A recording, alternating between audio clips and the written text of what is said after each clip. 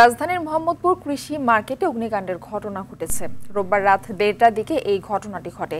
এ সময় ফায়ার সার্ভিসের ৫টি ইউনিট ১.৫ ঘন্টা চেষ্টা চালিয়ে আগুন নিয়ন্ত্রণে আনে। ফায়ার সার্ভিসের সহকারী পরিচালক কাজী নজমুজ্জামান জানান, দাহ্য পদার্থ হওয়ায় দ্রুতই ছড়িয়েছে আগুন। তবে ফায়ার সার্ভিসের সক্ষমতা থাকায় তা দ্রুত নিয়ন্ত্রণ করা গেছে।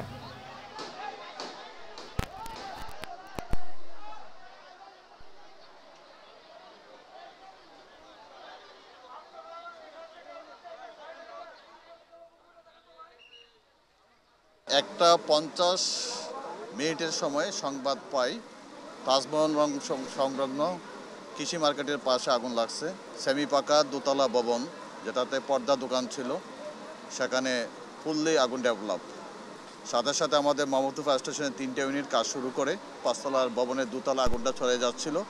সাথে সাথে কল্যাণপুর ফায়ার স্টেশন থেকে আমরা আরও 2টি টার্নআউট ঘটনাস্থলে নিয়ে আসি। মোট 5টা টার্নআউট আমরা কাজ করি এবং 50 মিনিটের ভিতরেই আমরা আগুনটা নিয়ন্ত্রণে নিয়ে আসি।